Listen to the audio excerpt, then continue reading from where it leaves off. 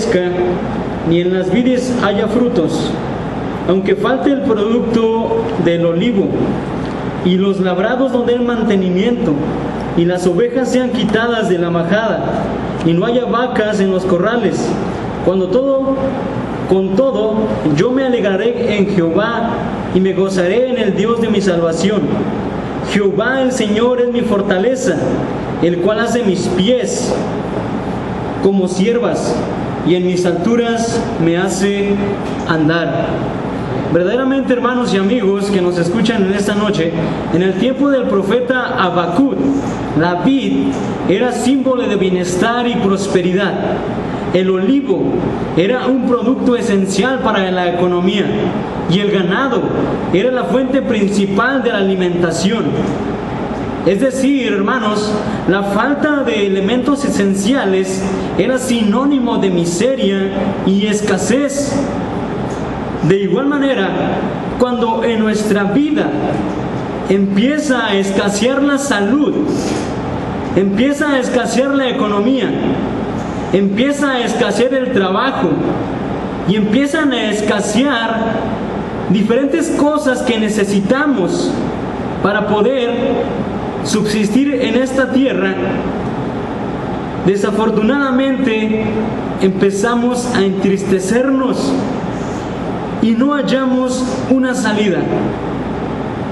Pero lo maravilloso de este pasaje es que nos hace ver que a pesar de la situación tan difícil en que nos encontremos, debemos de sentirnos gozosos en nuestras pruebas, como el profeta lo demostraba. Es por eso que ha surgido en esta ocasión el tema titulado Hallando gozo en las pruebas. Hallando gozo en las pruebas. Veamos, hermanos y amigos, allí en la palabra de nuestro Dios, en la carta a Santiago, en el capítulo 1, versículo 2. Carta a Santiago, en el capítulo 1, versículo 2. Dice la palabra de nuestro Dios: hermanos míos, tened por sumo gozo cuando os halléis en diversas pruebas. Nuevamente la lectura de este versículo del capítulo 1, versículo 2 de la carta a Santiago. Hermanos míos, tened por sumo gozo cuando os halléis en diversas pruebas. El tema de esta ocasión: hallando gozo en las pruebas. Pero ¿qué necesitamos para hallar gozo en las pruebas? Primeramente, hermanos, necesito yo, y necesitas tú también, depositar tu fe en Dios. Solamente así puedes hallar gozo en las pruebas. Pero para hallar gozo en las pruebas necesito tener fe. Y la fe, dice la Escritura, allí en la carta a los Hebreos, en el capítulo 11, versículo 1, es pues la fe, la certeza de lo que se espera, la convicción de lo que no se ve. Es muy cierto, hermanos y amigos que nos escuchan en esta noche, que cuando tú te acercas a Dios y empiezas a conocer de su evangelio, encuentras paz, encuentras tranquilidad a tu vida. Pero es muy cierto también que empiezan a venir pruebas a tu vida, y estas se van multiplicando día tras día. Por eso es necesario que nosotros depositemos nuestra fe en Dios para hallar gozo en las pruebas.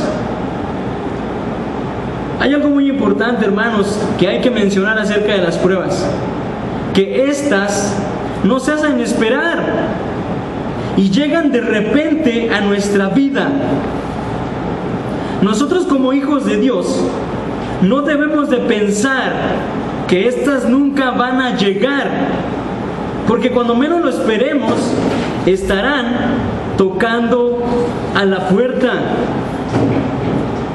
¿Qué pasó con Job, hermanos?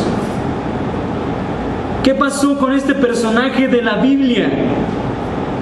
Dice la Escritura, allí en el libro de Job, en el capítulo 1, quien gusta acompañarme en la lectura, libro de Job, en el capítulo 1, versículo 1, dice la palabra de nuestro Dios: hubo en tierra de Uz un varón llamado Job, y este era hombre perfecto y recto, temeroso de Dios y apartado del mal. Y le nacieron 7 hijos y 3 hijas. Hasta ahí con la lectura, hermanos. Vemos aquí como Job menciona la Escritura que era un hombre perfecto y recto, y también era temeroso de Dios. Estas eran unas grandes cualidades que tenía Job. Pero ¿por qué lo estamos mencionando en esta noche? Porque vemos que Job, de la noche a la mañana, parecía que todo estaba bien. Pero ¿qué pasó con este personaje? Más adelante, allí en la Escritura, vemos cómo Job perdió a su familia, perdió todo lo que tenía, perdió también su salud, pero sobre todo su ayuda idónea le dijo: maldice a Dios y muérete. Vemos aquí, hermanos y amigos, verdaderamente que en el transcurso de nuestra vida parecía o parece todo ir bien. Pero al igual que Job, a veces las pruebas llegan a nuestra vida y necesitamos nosotros depositar nuestra fe en Dios. Porque la fe en Dios, hermanos, es la que nos hace salir adelante. Es la que nos hace hallar una salida en ese camino oscuro. Tal vez te parezca raro y digas: ¿por qué siempre me pasa a mí todo esto, Señor? Y a veces también te puedes preguntar: ¿de qué sirve hacer lo bueno? Pero no se te olvide que Dios está probando tu fe y Él quiere que te sientas gozoso de ello, como lo dice Santiago, que nos sintamos gozosos cuando estemos en pruebas, en diversas pruebas. Y hay que recordar algo muy importante, hermanos: las pruebas de Job lo hacían cada vez más confiar en Dios. Tienes que recordar tú eso. Tienes que recordar algo muy importante: el tamaño de tu fe determina el tamaño de tu prueba.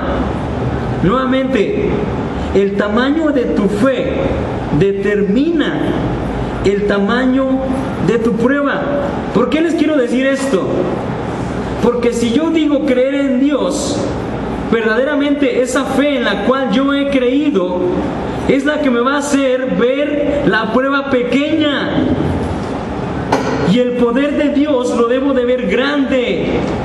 Por eso les mencioné, el tamaño de tu prueba determina el tamaño de tu fe determina el tamaño de tu prueba. Por eso es necesario que para hallar gozo en las pruebas, yo deposite mi fe en Dios. No te rindas ante la prueba. Ríndete ante el Dios que te puso esa prueba. Es lo que hizo Job. Se rindió ante aquel que le puso esas grandes pruebas.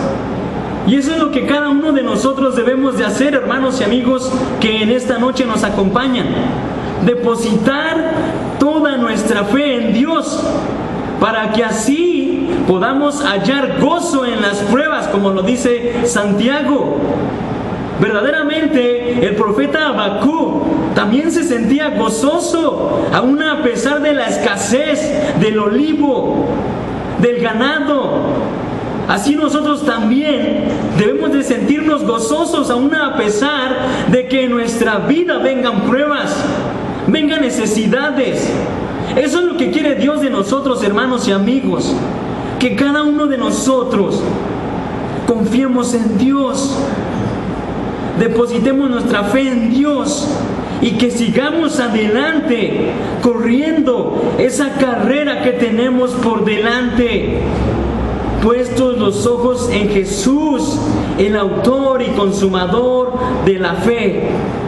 Dios, hermanos y amigos, quiere que confiemos en Él, que depositemos toda nuestra fe en Él para poder hallar gozo en las pruebas. Eso es lo que hizo Job. Pero ¿qué más? ¿Qué más necesitamos para poder hallarnos gozosos ante las pruebas? Necesitamos también, hermanos y amigos que nos escuchan en esta noche, necesitamos amar a Dios. Necesitamos amar a Dios. Job amaba en gran manera a Dios, que nunca, hermanos y amigos, reprochó de lo que Dios le ponía en su vida como pruebas. Fíjense, hermanos y amigos, nuevamente, allí en el libro de Job, en el capítulo 1, ahora en el versículo 20, dice la Escritura: entonces Job se levantó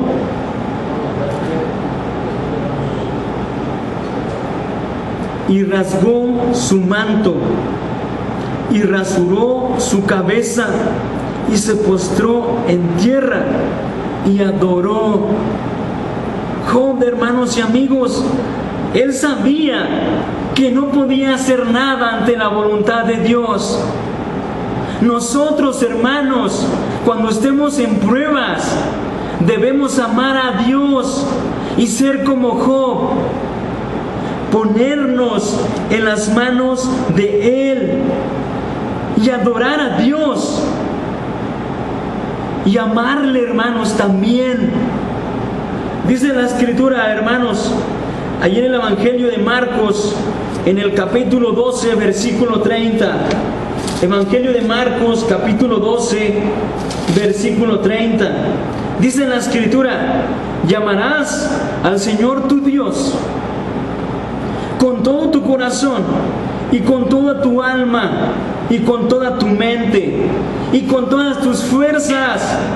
Este es el principal mandamiento. Dios, hermanos, ahora quiere que nosotros también le amemos como le amó Job. Que le amemos con todo nuestro corazón, con toda nuestra mente, con todas nuestras fuerzas. Dios, hermanos, quiere que le amemos con todo nuestro ser. Porque, hermanos, cuando le amamos con todo nuestro ser, hermanos, es cuando empezamos a amar a Dios. Cuando le amamos con todo nuestro ser a Dios, confiamos en Él completamente. Y aún ni las pruebas, hermanos, nos hacen caer. Aún ni las pruebas, hermanos, nos hacen voltear atrás.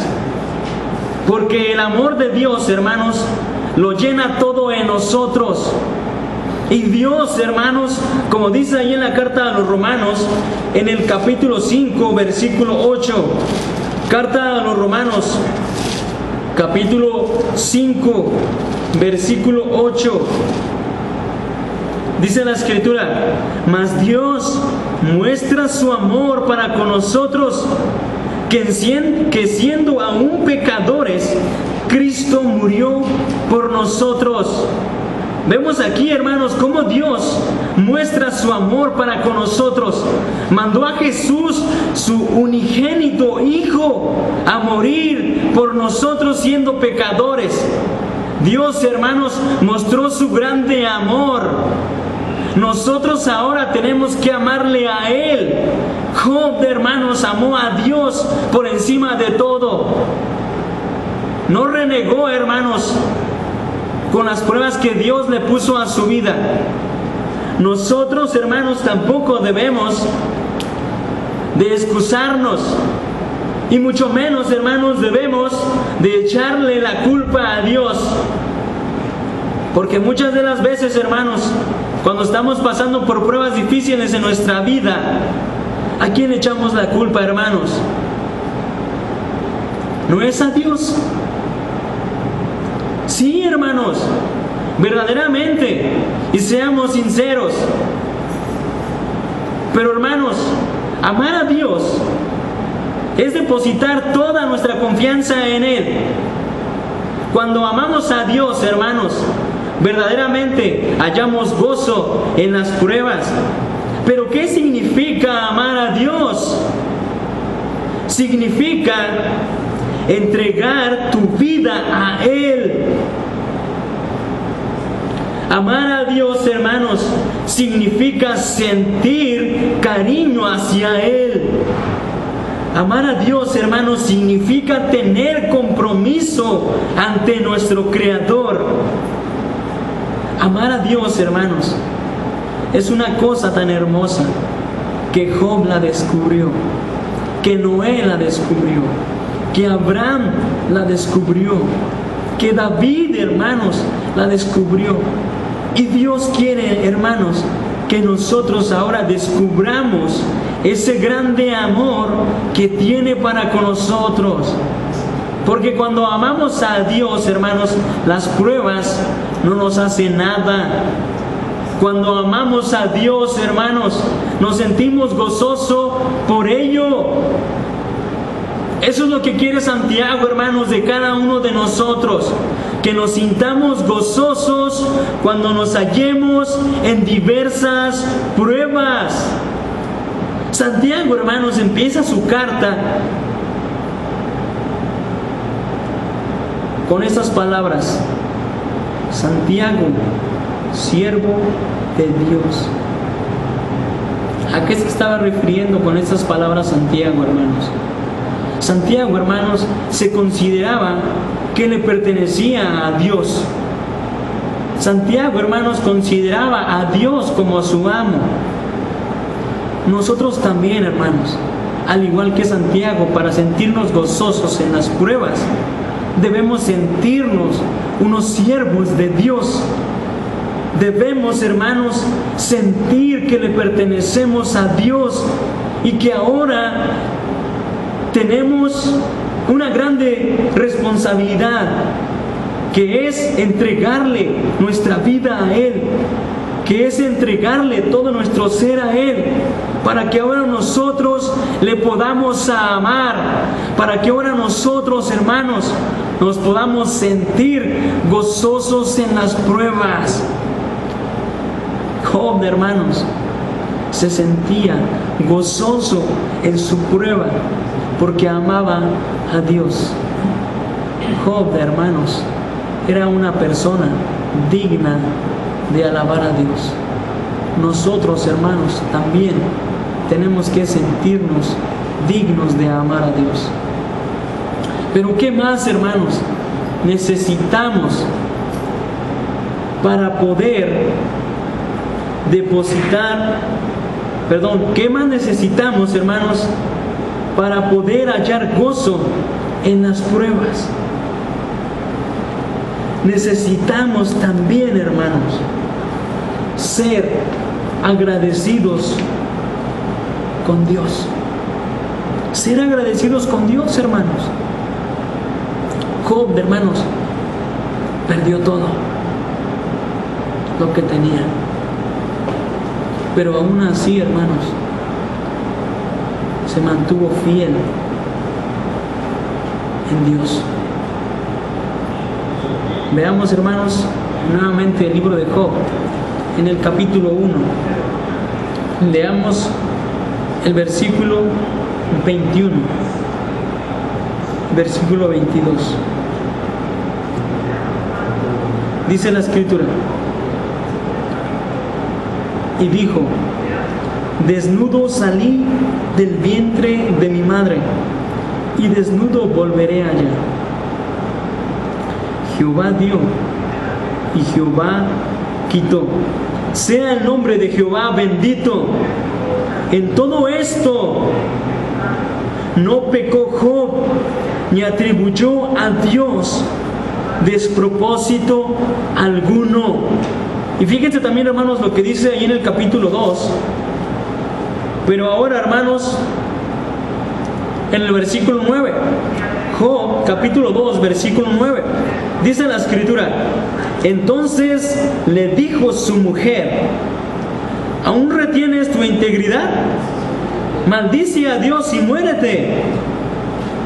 Y él le dijo: como suele hablar cualquiera de las mujeres fatuas, has hablado. ¿Qué recibiremos de Dios? El bien, y el mal ¿no lo recibiremos?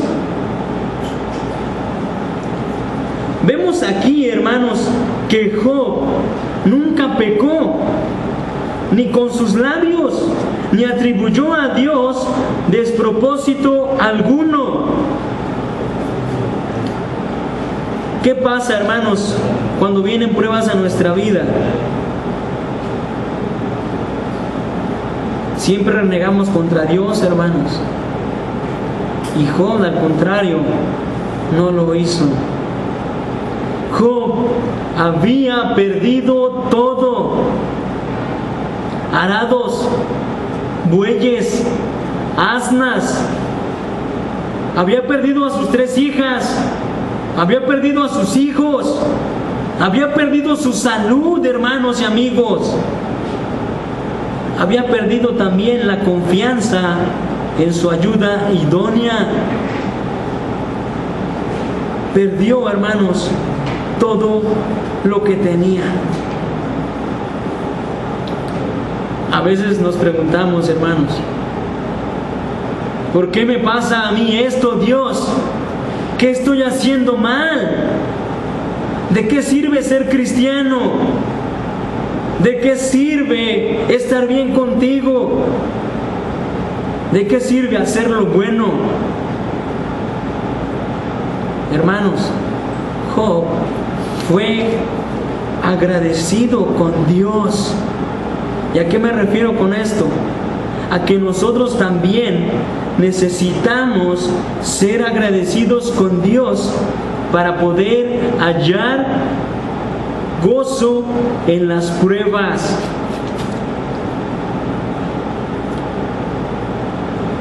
Veamos, hermanos, allí en el Evangelio de Juan, en el capítulo 16, versículo 33. Evangelio de Juan, en el capítulo 16, versículo 33. Dice la Escritura, hermanos: estas cosas os he hablado para que en mí tengáis paz. En el mundo tendréis aflicción, pero confiad, yo he vencido al mundo. Hermanos, Job fue agradecido con Dios por sus pruebas. Nosotros, hermanos, tenemos que ser agradecidos con Dios en nuestras pruebas para poder hallar gracia ante ellas. Hermanos, hay algo muy importante que a mí en lo personal me ha servido a mi vida espiritual cuando me hallo en una prueba. A veces, hermanos, pienso que estoy solo. Pero, hermanos, me acuerdo de que hay alguien que me ama, de que hay alguien, hermanos, que está siempre conmigo. Y ese es el Dios, hermanos, de cada uno de nosotros. Es ese Dios al que le amamos. Es a ese Dios, hermanos, en el cual cada uno de nosotros hemos depositado nuestra confianza. Y luego, hermanos, le digo a Él: Señor, no puedo solo, pero contigo voy a poder. Para poder, hermanos, hallar gozo en las pruebas, es necesario agradecerle a Dios por ellas. Hermanos, Job lo perdió todo, pero fue agradecido con Dios, porque él dijo, hermanos, que de Dios recibiremos solamente lo bueno y lo malo no. Job, hermanos, verdaderamente era un hombre agradecido con Dios. Hermanos, ya casi se acaba nuestro tiempo en esta hora. Hemos aprendido, hermanos, que para hallar gozo en las pruebas necesitamos, hermanos, para hallar gozo en las pruebas depositar nuestra fe en Dios. Necesitamos también amar a Dios. Necesitamos también, hermanos, agradecer a Dios. Pero, hermano, ¿cómo puedo yo hallarme gozoso entre las pruebas si no me has dicho la respuesta? Santiago me dice que yo me debo hallar gozoso cuando me halle en diversas pruebas. Hermanos, les invito a que vayamos allí en la primera carta de Pedro, en el capítulo 4, versículo 12 y versículo 14. Primera carta de Pedro, en el capítulo 4, versículo 12 y versículo 14. Dice la palabra de nuestro Dios: amados, no os sorprendáis del fuego de prueba que os ha sobrevenido como si alguna cosa extraña os aconteciese, sino gozaos por cuanto sois participantes de los padecimientos de Cristo, para que también la revelación de su gloria os gocéis con gran alegría. Si sois vituperados, hermanos, por el nombre de Cristo, sois bienaventurados, porque el glorioso Espíritu de Dios reposa sobre vosotros. Ciertamente de parte de ellos Él es blasfemado, pero por vosotros es glorificado. Aquí, hermanos y amigos que nos escuchan en esta noche, está la respuesta a nuestro tema. ¿Cómo puedo yo hallar gozo en las pruebas? Dice el versículo 14: si sois vituperados por el nombre de Cristo, sois bienaventurados, porque el glorioso Espíritu de Dios reposa sobre vosotros. Ahora el Espíritu, hermanos, de Dios está con nosotros. Y Él es el que nos ha de ayudar, hermanos, para sentirnos gozosos ante las pruebas. Por eso, hermano y amigo que nos escuchas en esta noche, no tengas miedo de padecer como padeció Job, como padeció Pablo y como padecieron aquellos hermanos que se esforzaron en predicar el Evangelio. Ahora nosotros, hermanos, tenemos el Consolador, tenemos el guía para nuestro camino, hermanos. Ahora, hermanos, como dice ahí la Escritura, en el Salmo capítulo 23, dice en el versículo 1: Jehová es mi pastor, nada me faltará. En lugares de delicados pastos me hará descansar, junto a aguas de reposo me pastoreará, confortará mi alma, me guiará por sendas de justicia por amor de su nombre. Aunque ande en valle de sombra de muerte, no temeré mal alguno, porque tú estarás conmigo. Tu vara y tu cayado me infundirá aliento. Adereza mesa delante de mí en presencia de mis angustiadores. Unges mi cabeza con aceite y mi copa está rebosando. Ciertamente el bien y la misericordia me seguirán todos los días de mi vida, y en la casa de Jehová moraré por largos días. Esa es la confianza, hermanos, que tenemos que tener ahora nosotros hacia con Dios, que su vara y su cayado, hermanos, nos infundirá aliento. porque Jehová, hermanos, es ahora nuestro pastor y nada nos faltará, hermanos, estando al lado suyo. Bien, dice la Escritura, hermanos, allí en el Evangelio de Mateo capítulo 28, vamos a ver, hermanos, ese pasaje de la Escritura. Allí en el Evangelio de Mateo capítulo 28, versículo 20, dice la Escritura: enseñándoles que guarden todas las cosas que os he mandado. Y fíjense algo muy importante, hermanos, que dice al finalizar este versículo: he aquí yo estoy con vosotros todos los días hasta el fin del mundo, hermanos. Y esa es la confianza que tenemos que tener en Dios, que siempre va a estar con nosotros hasta el fin del mundo. Y por ello, hermanos, debemos de hallarnos gozosos ante las pruebas. Hermanos, en esta noche hemos visto que Dios, hermanos, quiere que cada uno de nosotros nos hallemos gozosos en las pruebas. Que no olvidemos, hermanos, que debemos de depositar nuestra confianza en Dios, que debemos, hermanos, de amar a Dios, que debemos, hermanos, ser agradecidos a Dios. Si hacemos esto, hermanos, nos hallaremos gozosos en nuestras pruebas. Que Dios te bendiga, hermano y amigo, que en esta noche nos acompañaste.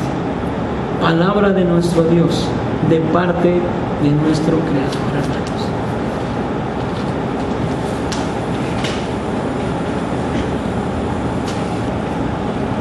Buenas noches, amados hermanos y amigos que nos están acompañando. Les agradecemos que estén a través de la radio, a través de Facebook, y el día de mañana, a más tardar, se subirá el video a YouTube a través de la página del canal, Monterrey Escuela de Predicación. Les invitamos a que nos estén siguiendo y nos sintonicen todos los miércoles a partir de las 9:30 por radio online a través de www.radio.cristo mi fortaleza y por Facebook en la página Pescadores de Hombres. Muy bien, antes de entrar al tema en esta mañana, quiero que leamos una cita, la cual se encuentra en primera de Timoteo capítulo 5, versículo 23. Ahí vamos a estar basando nuestro tema en esta noche. Las recomendaciones han sido siempre las mismas. Si tienes una libreta a tu mano, con pluma apunta los textos, los asuntos principales, para que la edificación sea mayor y para que el gozo sea cumplido. Primera de Timoteo 5:23 dice de la siguiente manera: ya no bebas agua, sino usa un poco de vino por causa de tu estómago y de tus frecuentes enfermedades. Los pecados de algunos hombres se hacen patentes antes de que ellos vengan a juicio, mas a otros les descubren después. Pero el enfoque principal está en el versículo 23, donde dice: ya no bebas agua, sino usa un poco de vino por causa de tu estómago y de tus frecuentes enfermedades. Hermano, conocemos perfectamente que el apóstol Pablo es aquel que ha escrito esta carta. Esta carta tiene varios propósitos, pero quiero decirte, además de todo ello, que el apóstol Pablo era un apóstol preocupado, era un apóstol que se preocupaba por muchas razones.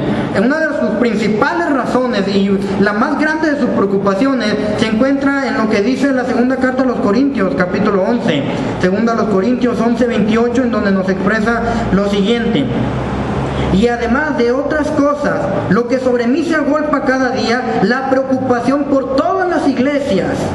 Nos leemos nuevamente donde dice: y además de otras cosas, lo que sobre mí se agolpa cada día, la preocupación por todas las iglesias. Bien sabes tú, hermano, que el apóstol Pablo había estado en muchas otras congregaciones. Por ejemplo, estuvo en Éfeso, estuvo en Corinto, en Galacia, en otras congregaciones en las que nosotros tal vez no tenemos en mente. Pero no se preocupaba nada más por una congregación, en este caso a la iglesia en Corintio. No se preocupaba solamente por la iglesia en Corintio, se preocupaba por todas las iglesias, dice el texto. Esto nos da a entender que era un apóstol preocupado.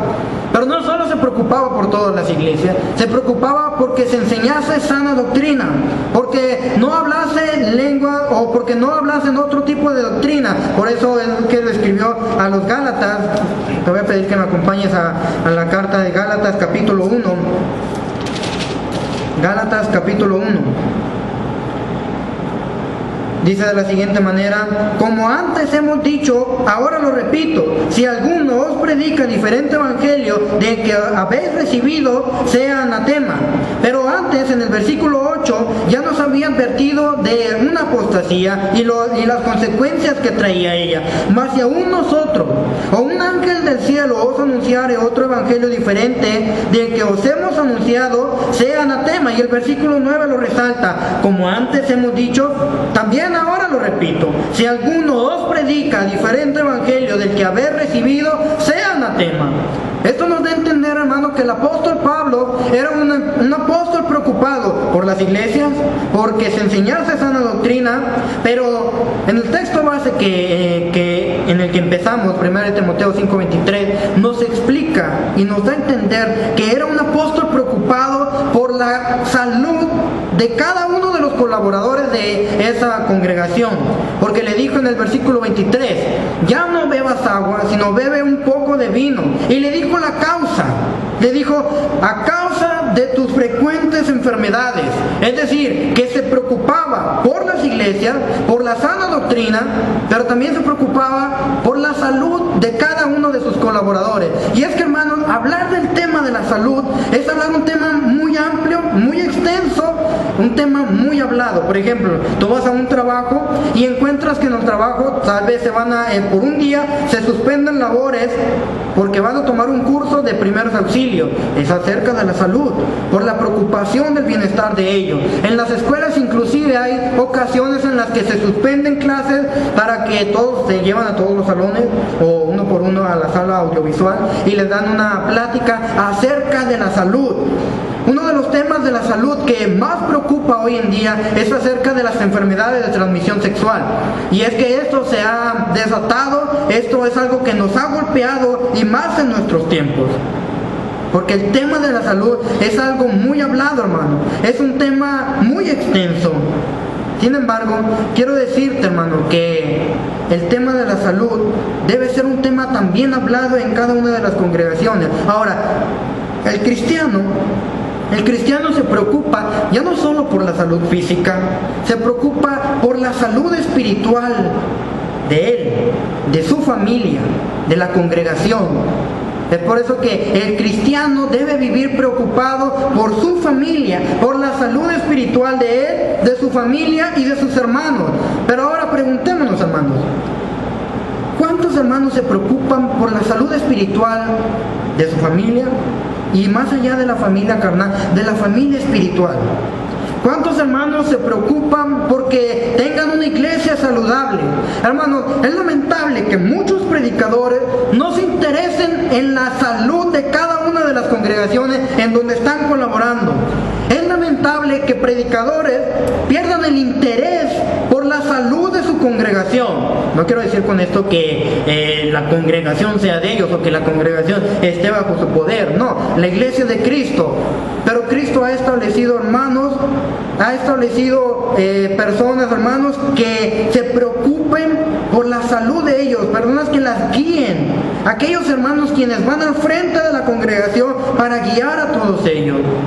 Hermanos, así como hay predicadores que no se preocupan por la salud espiritual de sus congregaciones, déjame decirte que tenemos ejemplos de hermanos también que se preocupan por la salud espiritual de sus congregaciones y se ve reflejado en los resultados.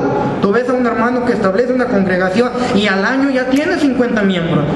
Al siguiente año ya tiene 80 miembros. A los 3 años ya tiene 100 miembros. Y de aquí a 10 años ya tiene ancianos, diáconos, porque se preocupó por la salud espiritual de ellos. Es por ello que en esta noche quiero que hablemos acerca del tema que hemos titulado una iglesia saludable. Una iglesia saludable, hermano. Y es que hablar de una iglesia saludable es hablar de cada uno de los aspectos que la conforman. Es hablar de todo aquello que infunde o todo lo fundamental para tener una iglesia saludable. Pero ¿cómo es? ¿Cómo es una iglesia saludable? ¿O cómo se conforma una iglesia saludable? ¿Cuál es entonces una iglesia saludable? Quiero decirte primeramente que una iglesia saludable es aquella que tiene una buena alimentación. Si tú te preocupas por la salud física de tus hijos, aquellas que son madres o padres de tus hijos, si te preocupas por la salud física de ellos, te vas a preocupar por lo que comen, es decir, por la alimentación de ellos. Si tú vas a la escuela y ves que está comiendo puras chucherías y el lonche que lo diste lo cerró y lo tiró a la basura, es lógico que lo vas a regañar. Ahora, quiero preguntarte, ¿te preocupas por lo que oye tu hijo? ¿Te preocupas por lo que ve tu hijo? ¿Por lo que lee?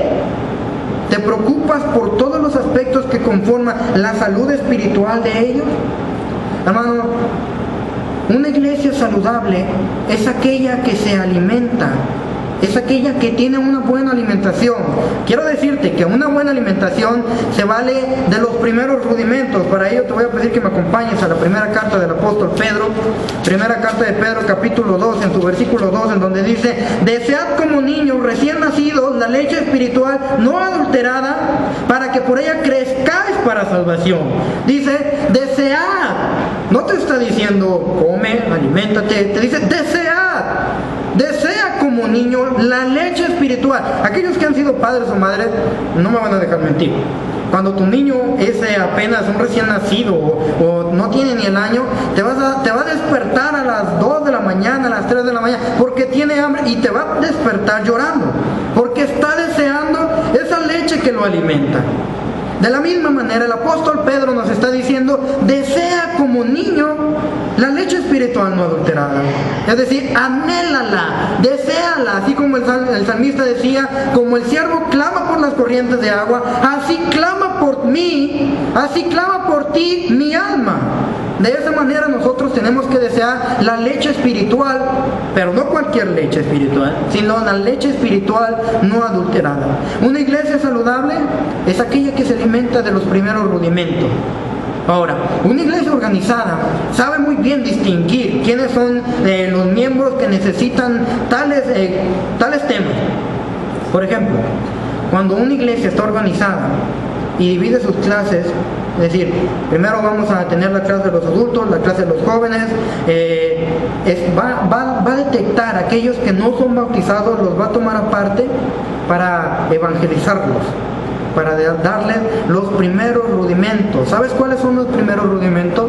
Ya no solo equivale a las doctrinas básicas, equivale al oír, creer, arrepentirse, confesar y bautizarse. Todo ello es lógico, hay que repetirlo, pero no se lo vas a enseñar a alguien que ya lo sabe, no se lo vas a enseñar a alguien que no lo necesita, se lo vas a enseñar a alguien que necesita de la salvación, es decir, a alguien que no está bautizado. Una iglesia saludable detecta ese tipo de personas que necesitan la salvación. Quiero decirte también que una iglesia saludable es aquella que se alimenta de las doctrinas básicas. Hermano, las doctrinas básicas son las que necesitamos todos los miembros al empezar. Estoy seguro, estoy completamente convencido de que todas las iglesias están gozosas y se sienten alegres cuando una alma se arrepiente y se bautiza. Y nos da alegría, nos da gozo. Pero nos da también el mismo gozo cuando el hermano empieza a orar, cuando el hermano pide participación, porque tenemos que ir creciendo. Pero tú no lo vas a poner a orar sin antes haberle enseñado. Imagínate que estés en la reunión y estás como si nada orando y de repente te lo pedimos, Jesucristo, porque en tu nombre, Jesucristo. Es lógico que le tenemos que enseñar que se ora al Padre en el nombre de Cristo. Es por ello que las doctrinas básicas son para quienes empiezan a tener participación en las congregaciones. No me quiero meter en temas doctrinales, pero esto es esencial para todos aquellos que empezamos a tener participación. Hermano, quiero decirte que además de que una iglesia saludable se alimenta de doctrinas, de los primeros rudimentos, de doctrinas básicas, se alimenta de doctrinas sólidas. Las doctrinas sólidas son para quienes tienen años en el Evangelio. Para ello, quiero que me acompañes a Hebreos capítulo 5 y un pasaje ya bastante conocido, Hebreos capítulo 5, versículo 12. Dice de la siguiente manera: porque debiendo ser ya maestro después de tanto tiempo, tenéis necesidad de que se os vuelva a enseñar cuáles son los primeros rudimentos. Es decir, lo que se les había enseñado al principio, tenían que repetirlo. Vuelve a decir, tenéis necesidad de que se os vuelva a enseñar cuáles son los primeros primeros rudimentos de las doctrinas de la palabra de Dios, y habéis llegado a ser tales que tenéis necesidad de leche y no de alimento sólido. Y es que ya tenían años en el Evangelio, ellos tenían ya años de haberse bautizado. Las doctrinas sólidas ya no solo son para quienes empiezan a tener participación, son para quienes anhelan ejercer un puesto. Estamos hablando de que aquellos hermanos que anhelan el ancianato se tienen que alimentar, ya no de la misma manera en la que un miembro empezó, se tienen que alimentar de aquellas doctrinas sólidas. Bien lo dijo el apóstol Pablo a Timoteo, capítulo 3, versículo 6 en su primera carta, que un anciano no puede ser un neófito, no sea que cayendo en los lazos de Satanás se envanezca. Es por ello que una iglesia sana, una iglesia saludable, se alimenta tiene una buena alimentación. Una buena alimentación se vale de los primeros rudimentos, de las doctrinas básicas, y se alimenta de doctrinas sólidas. Y como decíamos, las doctrinas sólidas son para quienes tienen años en el Evangelio, es decir, para quienes anhelan predicar, para predicadores. No vas a poner a predicar a alguien que no está preparado, y no quiero ofender a nadie, pero no vamos a poner a predicar a alguien que no está preparado, porque no vaya a ser que enseñe falsa doctrina o que caiga en un error. Para ello tiene que prepararse, para ello tiene que alimentarse de doctrinas sólidas. Por ello, cuando los ancianos están en la congregación, cuando ya hay gobierno, ellos detectan y se invitan a predicar a alguien. Ellos ya debieron alimentarse para detectar si se está enseñando buena doctrina, sana doctrina o falsa doctrina. Hermano, una iglesia saludable es aquella que tiene una buena alimentación.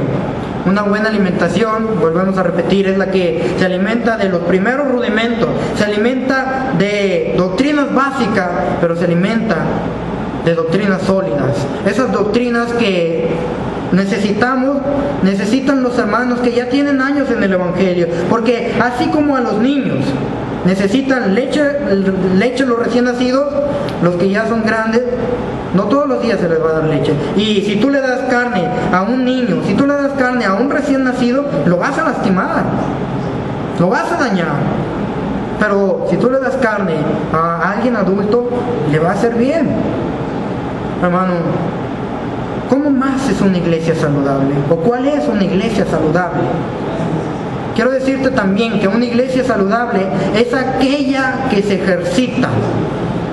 ¿Has visto esos comerciales que rápidamente anuncian, haz 30 minutos al día?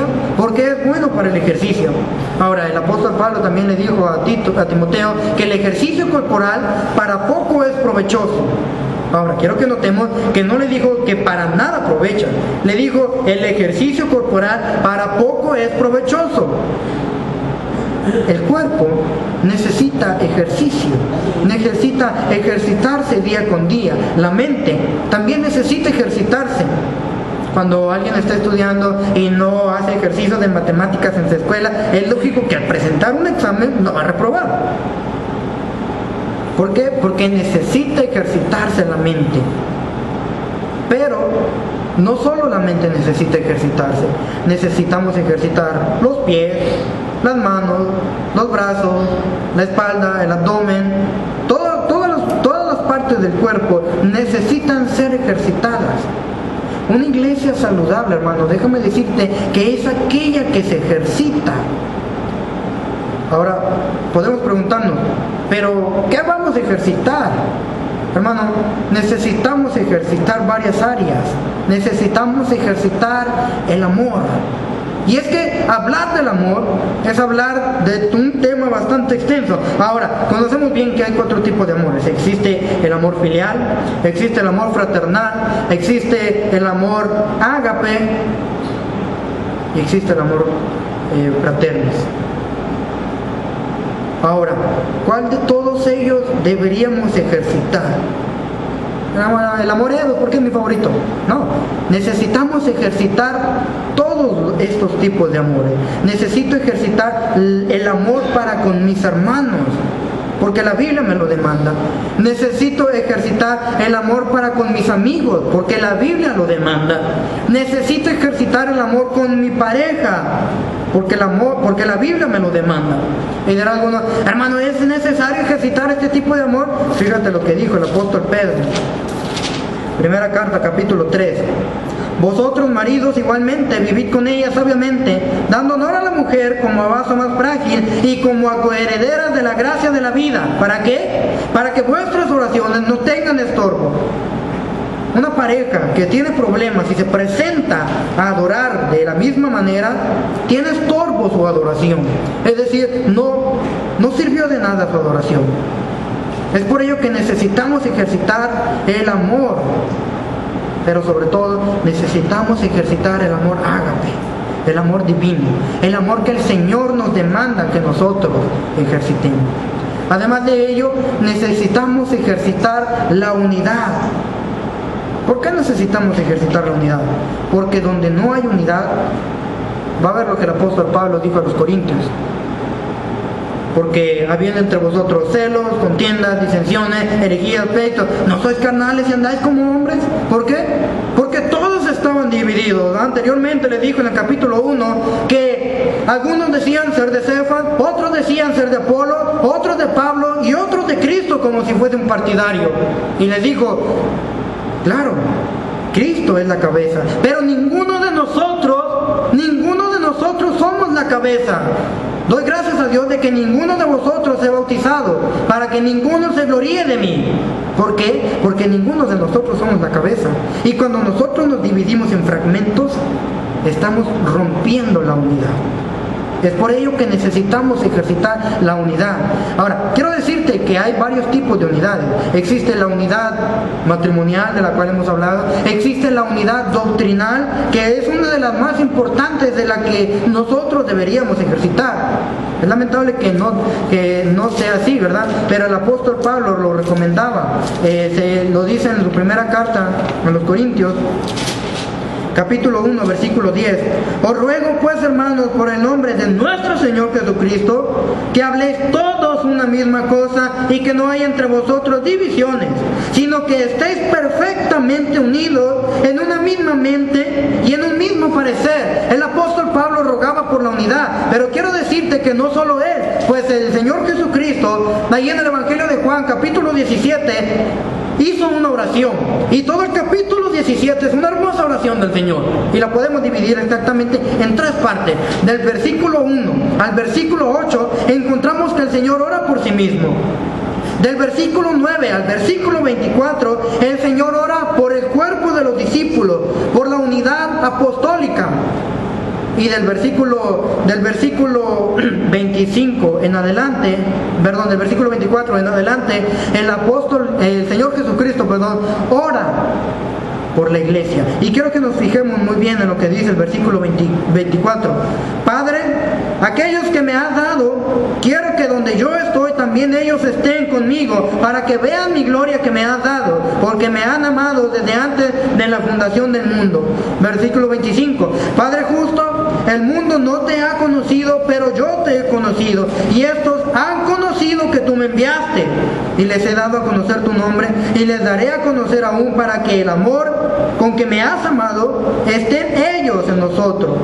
Ahora, quiero que noten muy bien lo que dice el versículo 20, versículos antes. Dice, mas no ruego solamente por esto, por los apóstoles, sino también por los que han de creer con mí en la palabra de ellos, es decir, por la iglesia. Y el versículo 1 nos da la razón, para que todos, no solamente unos cuantos, para que todos sean uno, como tú, oh Padre, en mí y yo en ti. Y quiero que notemos el tipo de unidad que nos estaba pidiendo. Como el Señor Jesucristo era en el Padre, así la iglesia debería de ser. Y es que hablar de la unidad que funciona en la unidad es hablar de un tema muy complejo. En ocasiones no podemos no podemos entenderla. En ocasiones no alcanzamos a comprenderla. Pero ese es el tipo de unidad que el Señor nos estaba demandando. Hermano, quiero concluir con un último punto. ¿Cómo es una iglesia saludable? Hemos conocido que una iglesia saludable es aquella que tiene una buena alimentación, es aquella que se ejercita, pero una iglesia saludable, hermano, es aquella que aprende a resolver sus problemas. Quiero decirte esto. Si tú tienes un niño, un hijo o varios hijos, te has de dar cuenta cuando está irritado, cuando está apagado, está caliente, está con los ojos llorosos y apenas estornuda, tú le dices, te dije que te ibas a enfermar, pero andas descalzo, no te cuidas, andas sin playera y lo detectaste por un simple estornudo. De la misma manera, en la iglesia, cuando hay problemas, son señales de mala salud. Así como un estornudo puede ser síntoma de una mala salud, los problemas en la congregación son síntomas de una mala salud. Los problemas en la iglesia, al igual que las enfermedades, se pueden prevenir. Al igual que las enfermedades, se pueden atacar. Al igual que las enfermedades, se pueden terminar. Pero déjame decirte que una enfermedad, que un problema, al igual que las enfermedades, nos pueden destruir, es decir, nos pueden matar. Es por ello que necesitamos hermanos, necesitamos predicadores, necesitamos de esos ancianos que se preocupen por una salud congregacional, que se preocupen por un buen estado espiritual de la congregación, porque cuando no lo hay, va a haber lo que hubo en Corinto: celos, divisiones, contiendas. Todo esto conforma una iglesia que no es saludable. Y cuando una congregación no es saludable, termina por dividirse. Y más allá de dividirse, termina por desaparecer. Ahora dirá alguno, hermano, no es cierto, una iglesia no puede desaparecer. El Señor Jesús le dijo a las iglesias, a una iglesia en especial, arrepiéntete, pues si no vendré a ti pronto y quitaré tu candelero de tu lugar. Eso equivalía a que la congregación debería desaparecer. Apocalipsis capítulo 2, versículo 5, la iglesia en Éfeso. Todo esto, ¿por qué? Porque tenía un problema. Versículos antes, en el capítulo 2, le dijo, pero tengo unas pocas cosas contra ti, que has dejado tu primer amor.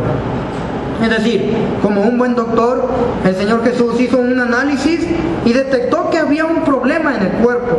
Es decir, su corazón ya no estaba funcionando al 100, ya no estaba físicamente bien, ya no estaba salud, en cuanto a la salud, ya no estaba bien. Hermano, quiero concluir con esto. Preocupémonos por una salud espiritual de mi familia, por una salud espiritual personal, por una salud espiritual congregacional.